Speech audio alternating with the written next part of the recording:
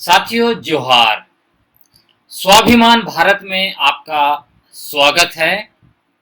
देश के 125 करोड़ भाइयों बहनों और हम देशवासियों ने 2014 में गुजरात मॉडल के जरिए उस भारत में प्रवेश किया था जहां की हालत बहुत खस्ता थी। सड़कें कहीं नहीं दिखती थी। हम लोग पागडंडियों में पैदल और साइकिलों से चला करते थे। नौकरी के बारे में आप कल्पना ही नहीं कर सकते थे। लोग जो है किसी तरह से खेतों में काम करके, कहीं पे कृषक मजदूरी करके या जंगलों में जाकर किसी तरह से अपनी आजीविका चलाते थे। नौकरी के बारे में हम लोगों ने सुना ही नहीं था। हमारी माताएं बहनें जंगलों में जाती थी, लकड़ी चुनती थी या पत्तों को उठा करके जो है कि लाती थी और खाना पका पका के खिलाती थी। क्या आपने कभी सिलेंडर देखा था? हम लोगों ने देखा ही नहीं था।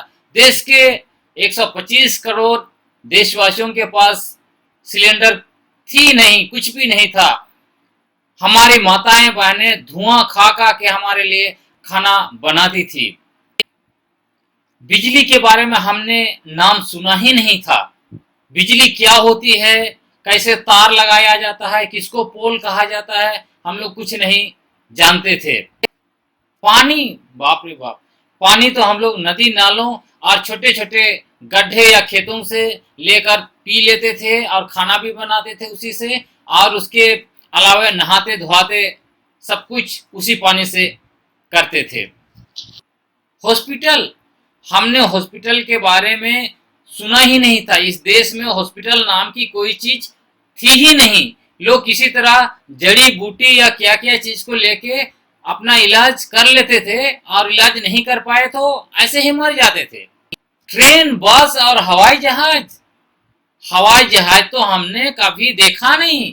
देश के 125 करोड़ देशवासियों को कोई नसीब नहीं हुआ था। वो सपना में भी नहीं सोचते थे कि कभी वो हवाई जहाज में चढ़ेंगे। तो देश की इतनी खस्ता हालत थी साथियों। फिर अचानक से मोदी जी की कृपा हुई और हमारे देश में विकास पैदा हो गया।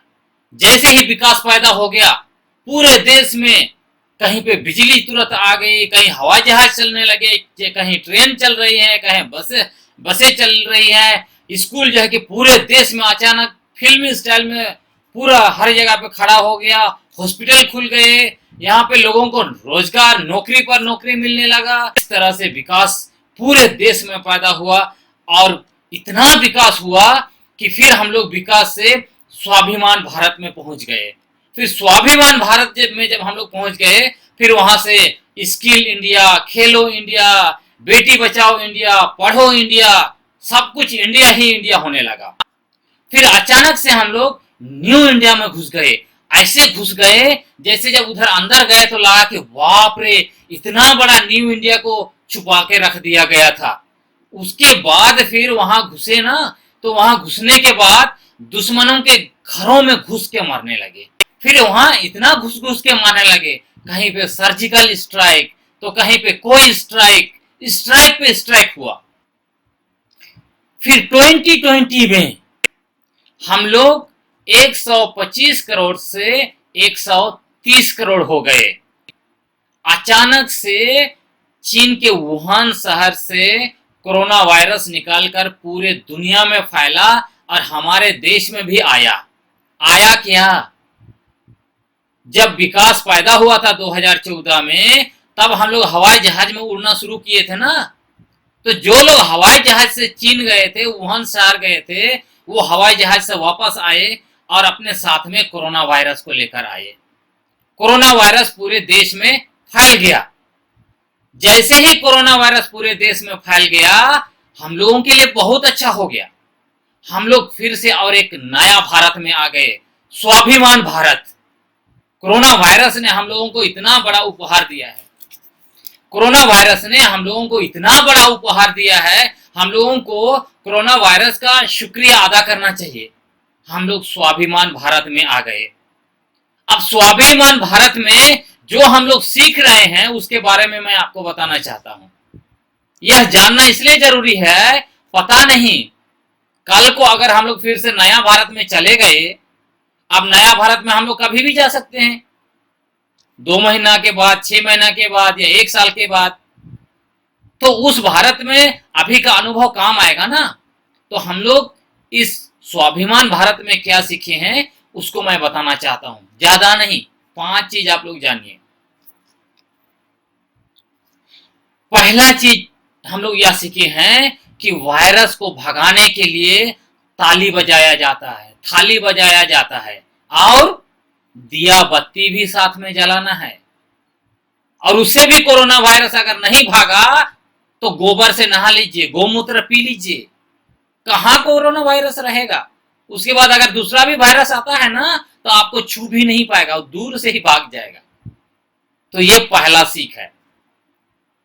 दूसरा सीख है, कोरोना वायरस जैसा आने वाले समय में अगर कोई भी वायरस आए या फिर कोई आपदा पड़े, भूकंप आ गया या फिर जो है कि सुखाड़ पड़ गया, बाढ़ आ गया, कुछ भी हो जाए, तब क्या करना है, जो पीड़ित हैं महामारी से या फिर आपदा से, उन पीड़ितों को लोन देना है, लोन से राहत देना है।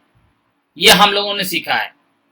आप लोग गलत समझते हैं कि सरकार लोन दे देती है और वसूलती है, नहीं, सरकार लोन देती है, आरबीआई लोन देती है, इसका मतलब आपको राहत दे रही है।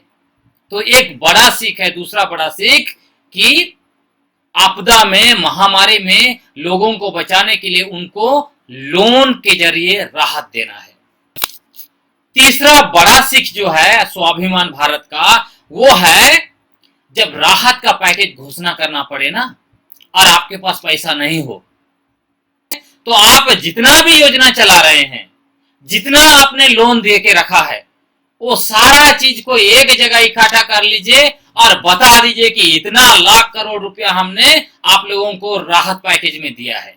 लोग उछल जाएंगे, खुश हो जाएंगे कि बाप रे बाप, इतना ज्यादा पैसा बरस रहा है। देश के करोड़ों लोग, करोड़ों देशवासी और भाइयों बहनों ने नहीं सुना होगा कि 20 लाख करोड़ रुपया क्या होता है। इतना भारी रकम राहत में मिला है। तो तीसरी बड़ी सीख है, राहत पैकेज किसको बोलते हैं। राहत का मतलब मत समझिए कि सरकार ने पैसा इकट्ठा कर लिया या अनाज इकट्ठा कर लिया और एक मुश्त में आपको दे दिया, वो राहत नहीं होता है, आप गलत समझ रहे हैं। तो राहत का नया परिभाषा आप सीखिए स्वाभिमान भारत में, तब जाके आप स्वाभिमान होंगे। चौथा सीख है, जब आपने राहत पैकेज की घोषणा कर दी है, तब देश के 130 करोड़ भाइयों बहनों को बेवकूफ बनाने के लिए, उनको गुमराह करने के लिए, घुमाने के लिए, उनका दिमाग को गोल गोल घुमाने के लिए क्या करना है, रोज दिन मंत्रियों का समूह को भेज देना है प्रेस कॉन्फ्रेंस करने के लिए, और ऐसे मीडिया को बना के रखना, अपने गोद में बैठा के रखना है ताकि वो लोग आपके इच्छा अनुसार सवाल पूछेंगे। तो यह चौथा सीख है स्वाभिमान भारत की।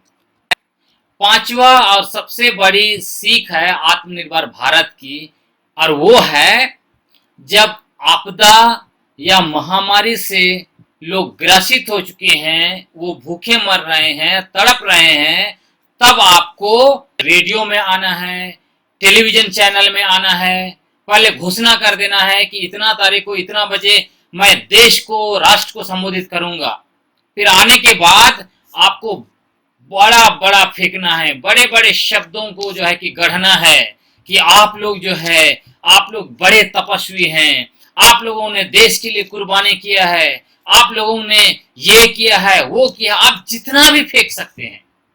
ये पांचवा सबसे बड़ी सीख है आत्मनिर्भर भारत की।